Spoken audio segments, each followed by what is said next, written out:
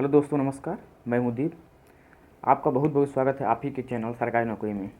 दोस्तों, यदि आप 10th पास है या आईटीआई पास हैं और आप अप्रेंटिस करने के बारे में सोच रहे हैं तो ये वीडियो आप ही के लिए है।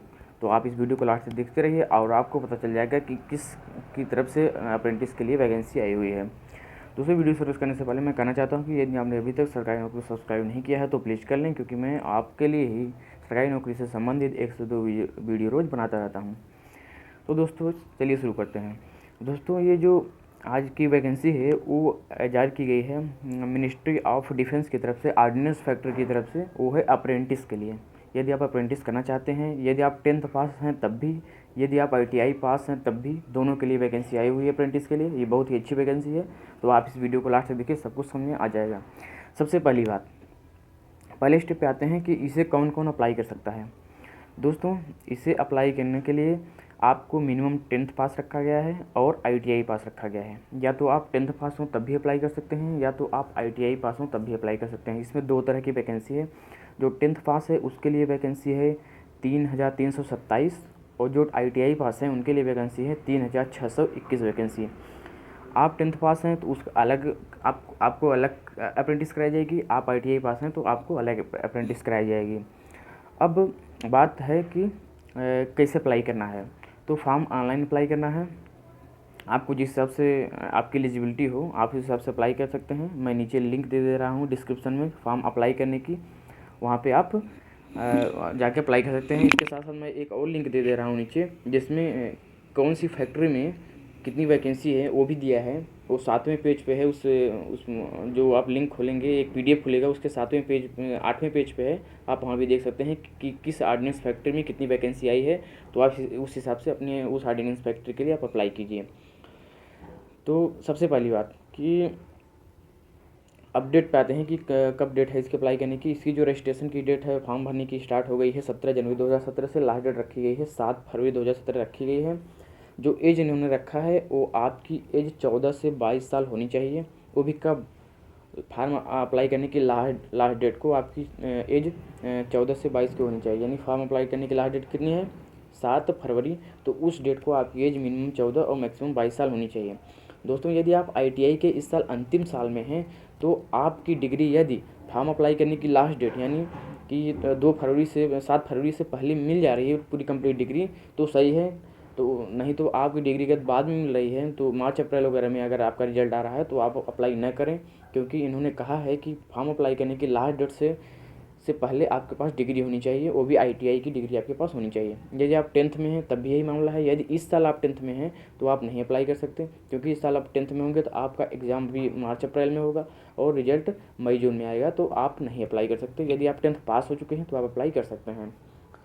अब अप्लाई करने की फ़ीस जो रखी गई है वो उनकी तरफ से ये कोई फ़ीस नहीं रखी गई है। आप सिर्फ ऑनलाइन जाके अप्लाई कर सकते हैं।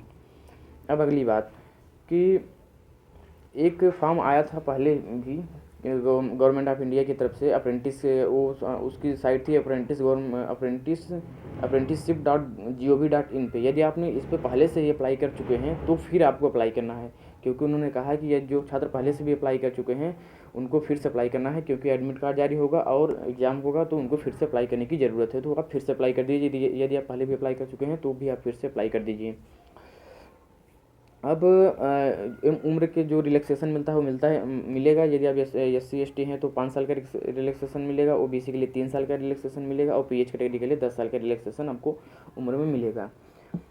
इसके साथ साथ मैं बता देता हूँ कि किस किस राज्य के लिए ये वैकेंसी है, कौन कौन किस किस राज्य के लोग अप्लाई कर सकते हैं। तो आप किसी भी राज्य के हों, पूरे इंडिया में कहीं से भी हों, आप अप्लाई कर सकते हैं, बशर्ते ये कि आप किस जगह अप्लाई करें। क्योंकि कई राज्यों में वैकेंसी आई हुई है, जैसे कि बहुत से राज्यों में है, जैसे कि उत्तर प्रदेश में है, मध्य प्रदेश में है, और चंडीगढ़ में है, उड़ीसा में है, तमिलनाडु में है, तेलंगाना में है, और उत्तराखंड में है, और पश्चिम बंगाल में है। इन राज्यों में वैकेंसी आई हुई है। तो इन राज्यों के हिसाब से आप जिस भी राज्य में अप्लाई करना चाहें, जिस भी राज्य की फैक्ट्री के लिए अप्लाई करना चाहें, तो उस राज्य की फैक्ट्री के लिए अप्लाई कर दें जिस हिसाब से आपको सूटेबल हो। कि यदि आप मान लो उत्तर प्रदेश के हैं तो उत्तर प्रदेश के लिए अप्लाई कीजिए। यदि आप उत्तराखंड के हैं तो उत्तराखंड के लिए अप्लाई कीजिए। यदि आप उत्तराखंड के हैं चाहते हैं उत्तर प्रदेश के अप्लाई करें तो भी आप अप्लाई कर सकते हैं आराम से, कि आपने मुझे उत्तराखंड में अप्रेंटिस की जॉब चाहिए। तो ये हो गई बात। अब अगली बात कि मैं कहाँ कैसे अप्लाई करूँ, मतलब किसके लिए अप्लाई करूँ। तो दोस्तों जब आप फॉर्म भरेंगे, ऑनलाइन फॉर्म भरने जाएंगे कि किसी से भरवाएंगे, आप खुद भरेंगे, तो खुद ही वहाँ पे ऑप्शन आ जाएगा कि आप किस राज्य के लिए अप्लाई करना चाहते हैं। तो जिस राज्य के लिए अप्लाई करना चाहते हैं उस राज्य का नाम चुनिए, उसके साथ साथ किस फैक्ट्री के लिए अप्लाई करना चाहते हैं। एक राज्य में कई फैक्ट्रियाँ हैं, जैसे 10-12 फैक्ट्रियाँ हैं, तो आप उस जिस फैक्ट्री में आपके लिए जगह है, जिस फैक्ट्री में ITI के लिए जगह है उसमें आप ITI वाले अप्लाई कर दें। जिस फैक्ट्री में नॉन ITI के लिए मतलब 10th पास की जगह है उसमें आप जाके उसमें आप चुन के अप्लाई कर दें। अब आती है अगली बात, इसका सिलेक्शन प्रोसीजर क्या है, मतलब अप्रेंटिस जो कराएंगे वो किस हिसाब से सेलेक्ट करेंगे लड़कों को, तो ये भी आप सुन लीजिए। दोस्तों वीडियो स्किप मत कीजिए क्योंकि ये आपके लिए इंपॉर्टेंट पॉइंट है। दोस्तों यदि आप 10th पास हैं या ITI पास हैं तो आपके लिए अलग अलग वैकेंसी आप अलग अलग अप्लाई करेंगे। यदि आप 10th पास हैं तो उसके लिए अलग एग्ज़ाम कराया जाएगा, यदि आप ITI पास हैं तो उसके लिए अलग एग्ज़ाम कराया जाएगा। 10th पास के लिए जो कराया जाएगा उसमें जो क्वेश्चन रहेंगे GS, मैथ, रीजनिंग और इंग्लिश के क्वेश्चन रहेंगे। 3 घंटे का पेपर होगा और 150 क्वेश्चन रहेंगे और उसको आपको देना होगा। ऑब्जेक्टिव टाइप के क्वेश्चन रहेंगे, कोई नेगेटिव मार्किंग नहीं रहेगी। उसको आपको देकर उस हिसाब से जिस हिसाब से उनका कट ऑफ जाएगा उस हिसाब से आपको सेलेक्ट करेंगे। और फिर यदि आप सेलेक्ट हो गए फर्स्ट पेपर में, उस पेपर में, तो आपको मेडिकल कराया जाएगा, मेडिकल एग्जाम कराया जाएगा उस फैक्ट्री द्वारा जिस फैक्ट्री के लिए आपने अप्लाई किया है। अब आते हैं नॉन ITI वालों की बात, यदि आप ITI वालों की बात सॉरी, यदि आपने ITI किया हुआ है और ITI के लिए अप्लाई किए हैं, आप ITI के बाद अप्रेंटिस के लिए, तो आपको अलग पेपर देना होगा।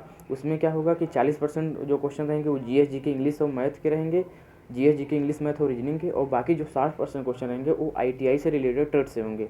जैसे आपने इलेक्ट्रिक से ITI किया है, इलेक्ट्रीशियन से या फिटर से, तो आपके उस ट्रेड से रिलेटेड प्रश्न रहेंगे जो आपको देना होगा। तो उसका अलग मेरिट बनेगी, उसका अलग प्रोसीजर होगा, मेरिट के बाद उसका अलग मेडिकल होगा, फिर उसका अलग सिलेक्शन होगा।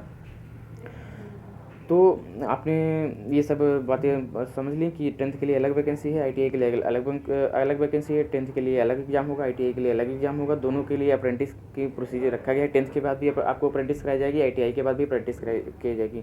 दोनों में फ़र्क इतना है कि 10th के बाद जो अप्रेंटिस कराई जाएगी उनमें वेज कम होगा। जैसे आपको जो अप्रेंटिस के दौरान जो आपको सैलरी वगैरह जो वो देंगे उसमें कम दिया जाएगा। जो 10th वाले की बात कर रहे हैं, जो ITI पास होकर अप्रेंटिस कर रहे हैं, उनको थोड़ी ज़्यादा वेज दिया जाएगा, मतलब उनको जो महीने की उनको खर्च दिया जाएगा उनको ज़्यादा दिया जाएगा। और 10th के बाद जो अप्रेंटिस कर रहे हैं उनको कम दिया जाएगा।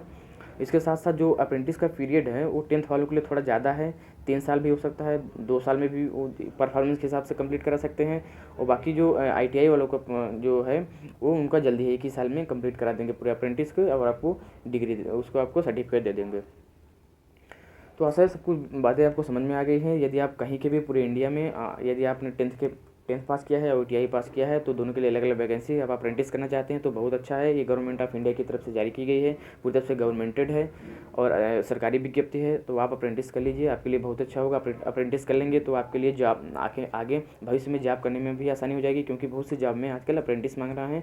और अप्रेंटिस करने से आपको ट्रेनिंग का नॉलेज हो जाता है, जिससे आपके लिए काम करने में आसानी हो जाती है, आपका प्रमोशन भी अच्छा खासा होता रहता है। तो दोस्तों यदि आप अप्रेंटिस करना चाहते हैं तो आप इस फॉर्म को अप्लाई करिए, आपके लिए बहुत अच्छा फॉर्म है। पूरे गवर्नमेंट इंडिया से कहीं से भी अप्लाई करने से किसी भी राज्य के लिए अप्लाई कर सकते हैं, बशर्ते आप ये देखें कि कौन सा राज्य हमारे लिए सही पड़े। यदि आप यूपी के तो यूपी के लिए अप्लाई करें जो ज़्यादा सही है, उत्तराखंड के हैं उत्तराखंड के लिए अप्लाई करें तो ज़्यादा सही है। जो पेपर आएगा दोनों हिंदी इंग्लिश में दोनों आएगा, जो क्वेश्चन पेपर पूछा जाएगा, तो इसमें कोई डरने की बात नहीं है कि हिंदी इंग्लिश में एक तरफ इंग्लिश रहेगा एक तरफ हिंदी रहेगा। तो आशा है आपकी वीडियो समझ में आ गई होगी। कोई सवाल है तो नीचे कमेंट कीजिए, मैं आपको 24 घंटे की तरफ रिप्लाई कर दूँगा। और यदि आपको वीडियो पसंद आए तो आप लाइक कीजिए और वीडियो को शेयर करना चाहते हैं तो शेयर भी कीजिए। और लास्ट में मेरे चैनल को आप सब्सक्राइब करना बिल्कुल ना भूलें, क्योंकि आपके लिए मैं वीडियो रोज़ बनाता रहता हूँ। तो मिलेंगे अगली वीडियो के साथ, तब तक के लिए नमस्कार।